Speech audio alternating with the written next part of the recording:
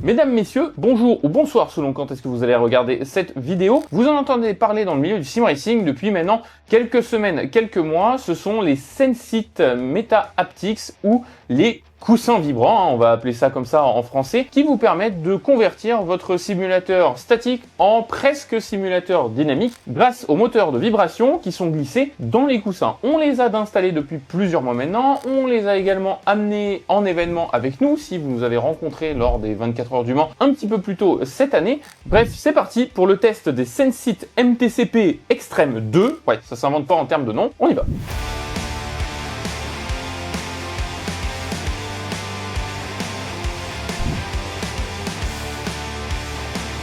Petit disclaimer habituel avant de démarrer la vidéo, elle n'est pas sponsorisée par Sensit et n'a pas été vue par aucun représentant de Sensit avant que celle-ci ne soit publiée. Sensit m'a gentiment passé un code de 60 € de réduction si vous souhaitez vous fournir le siège. N'hésitez pas à consulter le lien qui est dans la description à ce sujet. Le code c'est Lift & Coast 60. Si vous souhaitez en savoir plus sur mon processus de test, comme par exemple le fait de tester n'importe quel matériel sur la chaîne pendant au moins 14 jours et dans des conditions assez différentes, histoire de voir la fiabilité, la résistance et tout un tas d'éléments qui me permettent d'éditer ces vidéos. N'hésitez pas, je vous ai mis un lien dans la description pour que ça soit un petit peu plus clair et que vous connaissiez un petit peu le process, le behind the scene, on va dire, des vidéos tests que je peux faire. Donc n'hésitez pas à aller consulter ce lien simplement par curiosité. On repart tout de suite dans la vidéo. Lorsque vous allez recevoir la boîte, c'est finalement un paquet relativement petit. Vous n'avez pas 10 000 choses à l'intérieur, vous avez 4 coussins. Sur les 4 coussins, il y en a 2 qui comportent les moteurs haptiques et à vibration. Il y en a 14 au total, il y en a 8 dans votre dos, et il y en a 6 sous vos cuisses, quasiment jusqu'à sous vos fesses. Et les 2 autres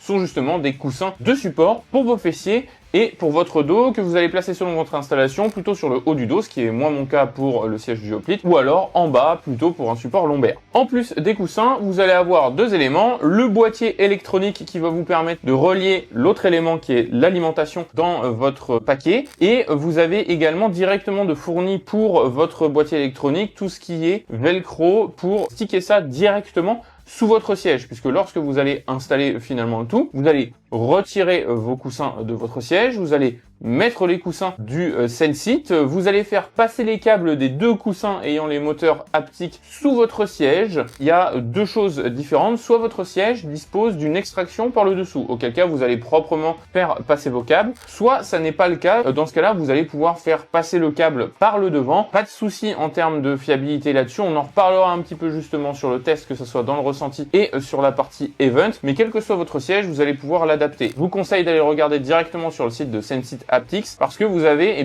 un guide qui référence l'ensemble des sièges et est-ce que vous allez devoir acheter la version standard ou la version éventuellement XL, parce qu'il y a une version un petit peu plus grande de celui-ci pour 50 € de plus, on parlera du prix juste après, qui est disponible sur leur shop. Pensez à bien consulter votre siège, mais l'installation, franchement, elle se fait très rapidement. Une fois donc que vous avez installé ça dans votre siège, que vous avez tout branché, que vous loguez ça à votre PC, vous téléchargez le logiciel de Sensit, il va vous détecter que le coussin est connecté et à partir de là, vous avez d'ores et déjà les presets et vous pouvez commencer à jouer. C'est-à-dire que vous avez du matos qui est vraiment extrêmement plug and play et ça je dois le dire que dans l'expérience, c'est quelque chose qui m'a, alors je dirais pas forcément surpris parce que en m'étant renseigné avant, que je les avais rencontrés à la Sim Racing Expo l'année dernière, c'était ce à quoi je m'attendais. Et c'est vrai que c'est pas un standard dans le milieu du sim racing d'avoir un équipement qui soit pensé pour une intégration ultra plug and play et en 10 minutes avoir son matos qui fonctionne prêt à rouler. Point sur lequel il faut qu'on s'attarde, c'est le confort, parce que c'est vrai que pour loger les moteurs, les coussins sont mine de rien plus épais que vos coussins standards que vous allez avoir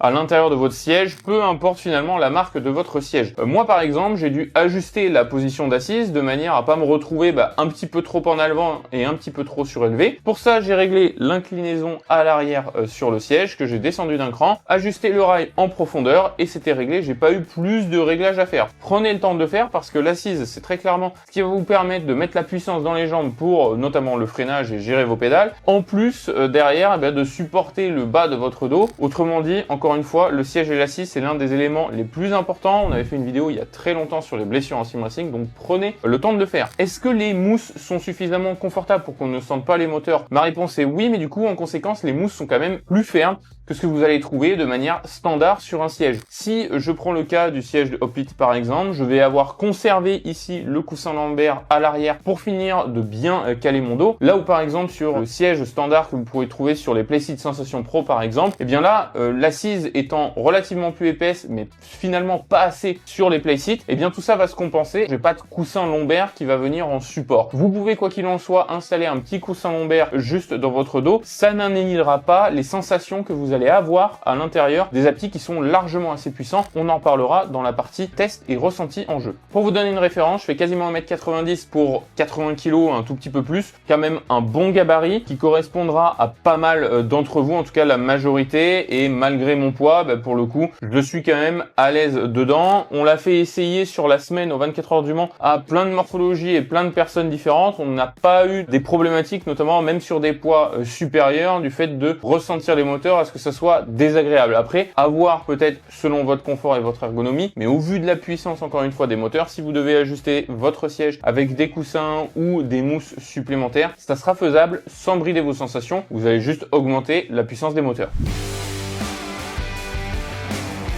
Avant d'aller plus loin et de commencer à parler du ressenti, est-ce que c'est bien ou pas bien, il y a un éléphant qu'il faut qu'on adresse dans la pièce, parce que c'est très certainement la remarque qu'on voit le plus sur les réseaux, en tout cas d'autres tests qui ont pu être faits par d'autres reviewers, c'est la question du prix. Parce que oui, le MTCP Extreme 2 n'est pas donné, il faut compter la bagatelle quand même de 600 €, un petit peu plus, 604 € et 3 centimes de mémoire, hors frais de port, sur le site officiel de Sensit. On est sur une solution qui coûte son prix, à ce prix-là vous avez des bundles complets en sim racing si vous souhaitez débuter. Pour comprendre au niveau du prix, il faut qu'on regarde un petit peu quelles sont les autres solutions qui sont disponibles sur le marché qui peuvent répondre un peu à cette même idée d'agrémenter l'immersion et surtout d'améliorer les sensations que l'on va avoir dans nos simulateurs pour mieux comprendre ce qui se passe dans la voiture. Le Sensit, il vient se placer un peu au milieu d'un marché. En dessous, vous avez le prix d'entrée qui va répondre à la même fonction avec peut-être un petit peu moins de précision sur certains aspects, en tout cas localisation dans le corps, on en reparlera dans le ressenti. C'est le bass shaker. Vous allez le trouver pour 2-3 fois moins cher une fois que vous avez le kit complet. Mais un bass shaker, c'est pas du tout plug and play à installer. Il va y avoir d'autres logiciels tierces aussi à régler. Il va falloir forcément mettre les mains dans le cambouis sur SimHub selon vos propres simulations. Le Sensit, lui, vient se placer donc au-dessus du bass shaker et ce qui vient justifier le prix demandé par la marque, ça va être toute l'expérience extrêmement plug and play. Là, littéralement, en vraiment 10 minutes entre l'ouverture du carton et l'allumage de votre PC, vous êtes prêt à jouer. Il y a un côté également plus esthétique parce que tout est intégré directement dans votre siège. Et au niveau du logiciel et du développement aussi, vous n'allez pas forcément avoir besoin de SimHub. Bien sûr, SimHub, on va en reparler un petit peu plus tard dans la vidéo, va vous permettre d'améliorer encore et en tout cas d'affiner certains réglages un petit peu plus dans le détail que ce que ne propose Sensit à l'heure actuelle, bien que leur logiciel soit quand même suffisamment complet. Mais si vous êtes sur PC en tout cas, vous pouvez vous épargner cette partie-là et vous contenter du logiciel de Sensit, ce qui vous donnera l'ensemble des effets vraiment nécessaires à la compréhension. Voilà ce qui justifie la différence de prix. Et enfin, qu'est-ce qu'il y a au-dessus en fait du Sensit? Vous allez passer directement sur des systèmes dynamiques, mais là vous allez être 8 à 10 fois le prix. Autrement dit, il se place pour répondre à ceux qui ne veulent pas investir aussi cher dans un dynamique, qui veulent quelque chose de plus esthétique qu'un bass shaker et surtout plus plug and play, qui n'ont pas envie de s'enquiquiner. En termes de prix, c'est un entre-deux qui est, je trouve, plutôt bien pricé, qui encore une fois ne s'adresse pas à tout le monde,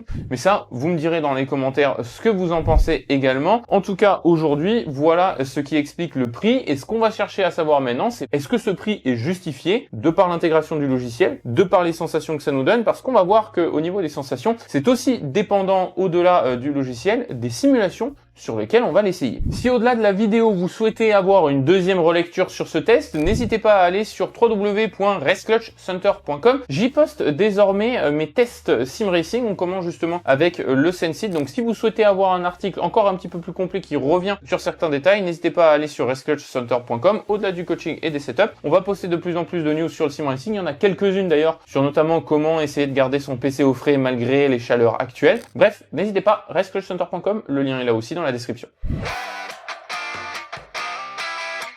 On se retrouve maintenant dans le simulateur pour parler du logiciel et des sensations. Alors, c'est un logiciel qui est assez sommaire, assez épuré, mais qui a absolument tout ce qu'il faut. Donc le premier truc, ça va être le siège connecté. Lorsque vous allez allumer votre PC tout simplement et que vous allez allumer le logiciel Sensit, il va vous confirmer la connexion du siège. Donc vous avez le setup, vous avez tout un tutoriel d'onboarding, vous avez les réglages et vous avez les zones de testing, c'est-à-dire que vous pouvez contrôler directement au départ que tout fonctionne réellement de A à Z. Par exemple, j'ai donc ma cuisse à gauche qui est en train de vibrer là et vous pouvez gérer la durée du test. Vous allez ensuite vous intéresser à la partie setup. Il n'y a pas 15 000 réglages de base lorsque vous le recevez. Vous avez deux presets qui sont l'immersif et le compétitif. Si je prends l'immersif, vous allez avoir l'ensemble, en tout cas la majorité des effets disponibles, et sur le compétitif, vous allez avoir uniquement des effets qui vous intéressent si vous êtes plus typé e-sport. Par exemple, au max l'ABS, au max la perte de contrôle de traction, mais les effets de course, de road, peut-être l'intensité du passage de vitesse vont être moins prononcés. Ces presets-là, ils sont faits avec l'assistance de partenaires de Sensit et honnêtement, ces presets sont plutôt très bien faits, je trouve. En tout cas, ils se sont améliorés au fur et à mesure du temps parce que le logiciel, je crois, depuis que je l'ai, a connu 2 mises à jour, très exactement. Il y a eu quelques ajustements ça et là en fonction des mises à jour. D'ailleurs, vous le voyez, hein, juste ici, vous avez le Wheel Slip Pro, voilà, avec iRacing, avec LMU, puisque c'est des jeux que j'ai le plus joué dessus. Mais il va automatiquement trouver le jeu que vous allez rouler. Là, par exemple, vous voyez qu'on a LMU qui est en fond, donc il trouve directement qu'on est sur LMU. Si vous souhaitez vous créer un profil, il va falloir directement appuyer sur Create. Et là, par exemple, dans le détail, je vais mettre, création L1C. Voilà, vous mettez l'auteur, vous mettez le jeu pour lequel vous voulez le faire. Par exemple, si vous voulez vous faire un preset pour le Mans Ultimate, parce qu'on est dessus, vous pouvez vous mettre un tag si vous voulez. Là, vous le sauvegardez. Et ensuite, une fois que vous avez fait cette sauvegarde de fichier et de création du fichier, là, à ce moment-là, vous allez pouvoir aller dans Custom. Et dans Custom, vous allez avoir mon LMU création L1C.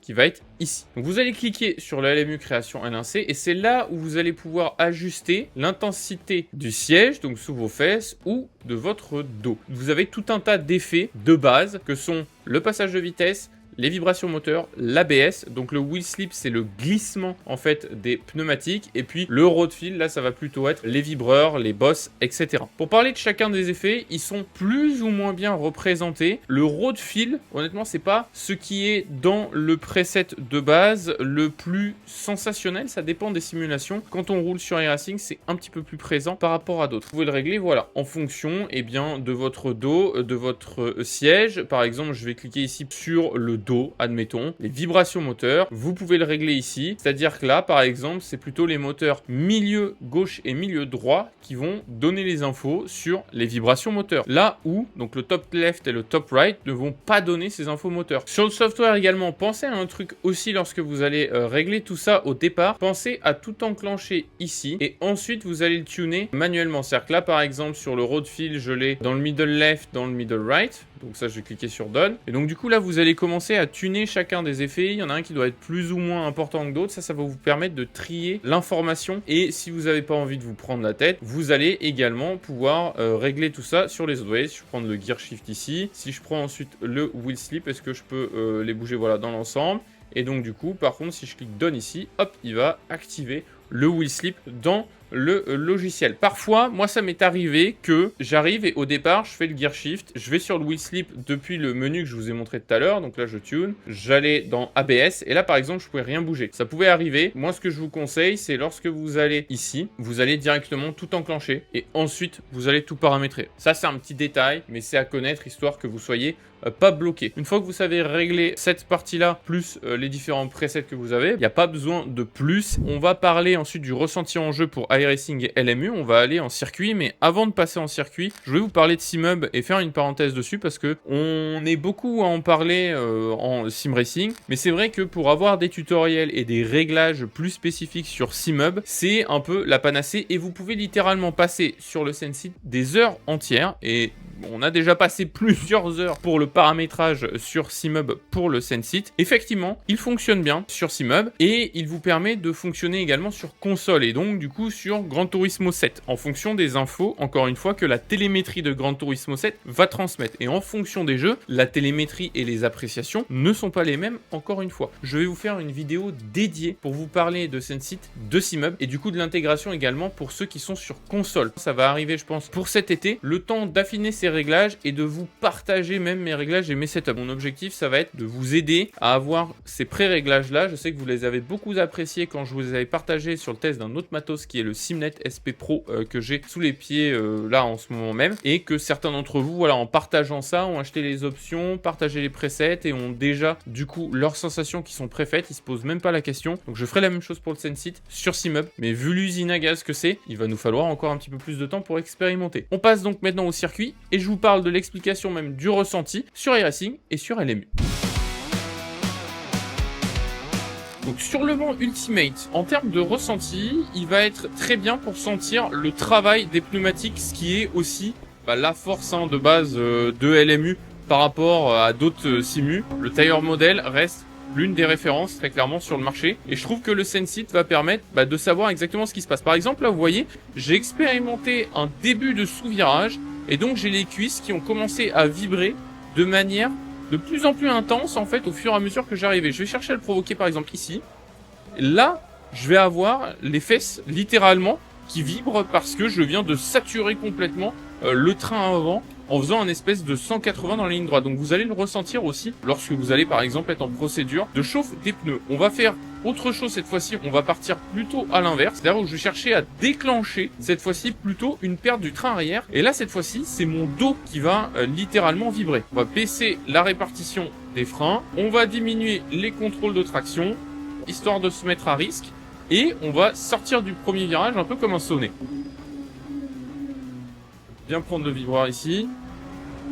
Voilà, et là par exemple, vous voyez, vous avez entendu dans LMU et vous avez eu l'info de la glisse du pneu, mais à l'arrière, moi l'info que j'avais, c'est que j'étais en train de perdre l'arrière, tout simplement. Ce qu'on va avoir comme info ici, si je repars sur cette épingle-là, cette fois-ci, ce que je vais chercher à faire, voilà, je vais appuyer directement à fond sur l'accélérateur. Je pense que vous l'avez même peut-être entendu, mais je vais perdre l'arrière et je vais avoir les vibrations qui correspondent. Ce qui fait que dans LMU, vous savez vraiment à tout moment qu'est-ce qui se passe sur les pneus. Qu'est-ce qui est un tout petit peu moins bien sur LMU dans les presets de base? Tout ce qui est ressenti des vibreurs, c'est un travail de la suspension. Là, vous allez avoir un peu moins d'infos de base sur LMU. On passe à iRacing pour parler justement de la différence de ressenti entre deux simulations. Ce qu'on va faire, c'est qu'on va activer à fond les Sit Intensity. Donc comme vous le voyez, je vous le disais, il va automatiquement détecter le jeu. Je reste en preset ici immersif pour vous montrer un peu tout ça. Vous voyez ce qu'ils disent, toujours d'aller dans le actuator tuning pour ajuster vos haptiques selon vos envies en fonction du jeu dans lequel vous êtes. Pourquoi je mets à 100%? Déjà pour vous illustrer que du mieux que je peux, on entend vraiment tout. Et ils peuvent se retrouver légèrement bruyants, ça ne le sera jamais autant par exemple qu'un bass shaker. Ils sont pas dérangeants, c'est-à-dire que là, dans l'appartement pour le coup, ça va pas déranger le chien, ça va pas déranger madame, une fois la pièce fermée. Mais vous avez un peu de réverbération, très clairement, moi je recommande pas forcément de mettre tout à 100%. Il y a largement assez de patates pour ressentir ce qu'il faut en termes d'immersion. Par contre sur iRacing, par rapport à Le Mans Ultimate, là vous voyez quand je vais passer sur l'AstroTurf et sur le vibreur, je vais avoir plus de sensations que dans LMU de base. Par contre ici, vous voyez, là sur ces vibrations là, si je force le train avant à perdre le grip, je vais avoir moins de sensations dans le pneumatique et c'est normal parce qu'en fait iRacing ne fournit pas de base le slip angle. Par contre là j'ai légèrement bloqué la roue avant gauche, pas de problème en termes de sensation. Au niveau des blocages, ça vous donne une petite info supplémentaire en plus de votre volant qui va avoir tendance à se durcir pour savoir exactement où est-ce que vous vous situez en termes d'adhérence et de grip. En fonction des simulations, vous n'allez pas avoir le même ressenti de base avec les presets de base et ça me permet de compléter encore une fois et ce pourquoi je vous disais que dans SimHub vous pouvez y passer des lustres parce qu'en fait finalement en fonction des simulations que vous allez rouler, où on s'est emballé là, vous allez avoir des informations qui sont différentes et donc des réglages qui vont devoir être différents. par simu. Et puis après, si vous voulez carrément vous amuser, vous allez pouvoir vous faire des réglages différents par voiture. Donc les possibilités sont littéralement infinies. En tout cas, en étant à 100%, vous allez encore une fois avoir des vibrations qui vont réverbérer dans le simulateur. Alors ça va dépendre là aussi de votre simu et de votre installation. Sur le R8, je trouve que ça réverbère, mais pas trop non plus. Est-ce que c'est rapide enfin en termes d'information? Oui. Est-ce que c'est fidèle? Je trouve aussi. Vous avez l'info au bon moment et vous n'allez pas avoir de délai entre ce que va vous renvoyer votre base, votre vision et finalement ce que vous avez dans le siège. Arriver à peu près tout synchroniser, honnêtement ça se fait assez bien et c'est ce que je trouve intéressant dans une intégration d'un système. Je vous en reparlerai d'ailleurs juste après, mais il y a une vraie immersion supplémentaire et personnellement en fait je roule tout le temps avec, il n'y a aucun moment où je ne l'utilise pas désormais sur toutes les simulations parce que c'est vraiment une immersion en plus que je trouve sympa. Mission accomplie en tout cas par rapport à la valeur ajoutée de ce coussin haptique que fournit Sensit ici. Si vous souhaitez avoir en avance de la sortie des tests plus d'informations, n'hésitez pas à nous rejoindre en live. On est tous les lundis et les mercredis en live à partir de 20h, que ce soit sur YouTube et sur Twitch. On stream un peu de tout, on stream principalement lundi le GT7 et après des simulations diverses comme iRacing, comme LMU, parfois du rallye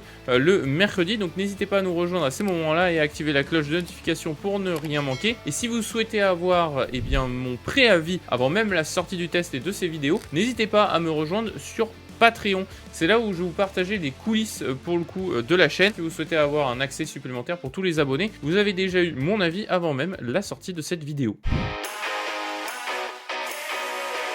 Il nous reste donc deux derniers points à aborder avant de conclure et de faire un peu le bilan de ce test, que sont la fiabilité et comment aborder le système de ce MTCP extrême. Pour la fiabilité d'ores et déjà, donc au-delà de personnellement n'avoir eu absolument aucun problème depuis que je l'ai, donc maintenant un peu plus de 2 mois, ça doit faire 2 mois et demi, 3 mois avec 1 mois de pause de vacances, que ça soit en stream, que ce soit en off, peu importe les conditions, aucun souci de fiabilité là-dessus sur mon installation. Je n'en ai pas vu particulièrement non plus sur le net et on les a stress test aux 24 heures du Mans. Vous le savez, j'étais avec Michelin cette année encore une fois et on avait 5 machines qui avaient justement le système, pas de problème de chauffe, pas de problématique malgré le fait de les avoir poussés dans le retranchement aussi en termes de puissance. Par rapport à ça, vous n'avez pas à vous en inquiéter, ils sont garantis en plus je crois de mémoire 2 ans et vous avez des extensions de garantie qui sont disponibles à l'achat directement sur le site de Sensit. Pour cette technologie là, en termes de fiabilité, pour moi en tout cas et au niveau du test qui est quand même assez poussé, c'est validé. Évidemment, ce n'est pas un test qui va durer 2, 3,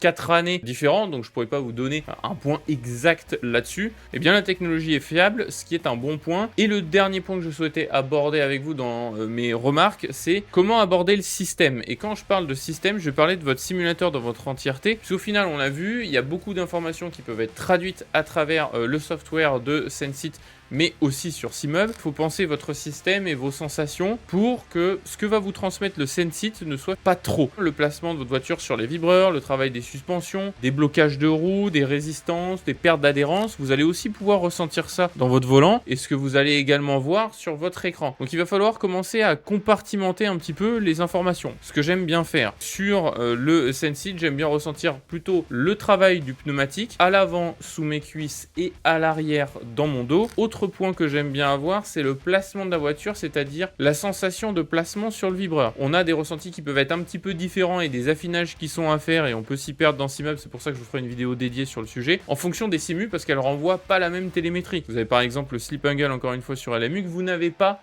de base dans iRacing et qui est donc une interprétation du software de Sensit qui est plutôt bien faite derrière mais qui reste une interprétation et qui donc en termes de sensation va être moins waouh et moins clair et direct que vous n'allez l'avoir par exemple sur le Mans Ultimate.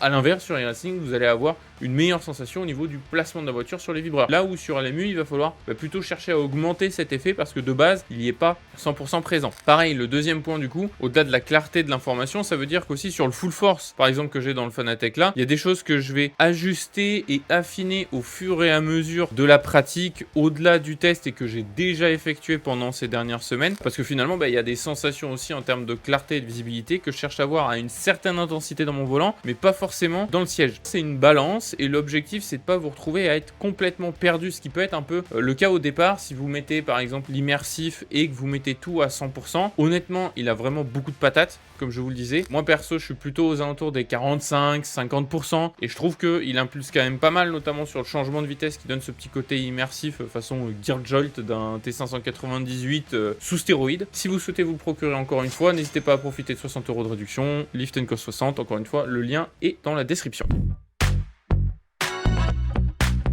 Maintenant qu'on a dit tout ça dans ce test, est-ce qu'on achète ou est-ce qu'on n'achète pas? Si vous êtes un sim racer plutôt bricoleur et que vous cherchez à faire des économies, alors non, le MTCP Extreme 2 n'est peut-être pas le produit qui va être fait pour vous. En effet, les bash shakers vont davantage vous correspondre parce que 2 à 3 fois moins cher, mais vous préférez prendre le temps de votre réglage. Si vous êtes prêt à mettre plus cher et d'avoir une solution complètement intégrée, facile d'utilisation sur PC, ce MTCP Extreme 2 vous correspondra. Si vous êtes un sim racer sur console, là aussi il va vous correspondre parce que c'est une alternative au système dynamique qui vous permet d'avoir un bon taux d'information, qui va vous obliger à bricoler par contre sur SimHub, ce que vous n'avez pas obligation de faire sur PC avec le logiciel de SenSit. En tout cas pas à l'heure actuelle et quand sort cette vidéo. Mais si vous êtes sur console et que vous souhaitez avoir une immersion supplémentaire sur Gran Turismo 7, alors il va faire complètement sens. Enfin, si vous êtes un sim racer qui souhaitait une simulation ultra maximale, est-ce que ça va remplacer la sensation de vérin? Forcément que non.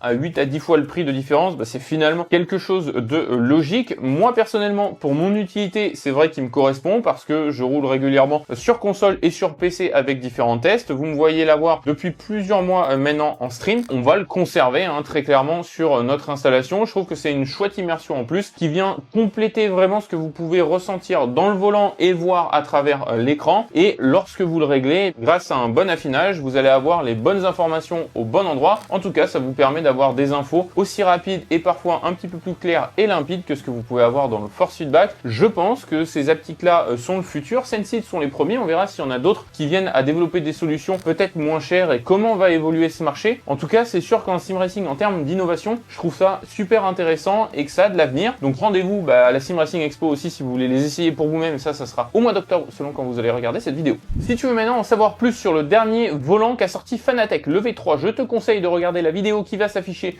juste ici. Et si tu veux t'améliorer en endurance sur Le Mans Ultimate, notamment parce qu'il y en a pas mal qui arrivent en cette fin d'année, je te conseille la vidéo qui va s'afficher juste là.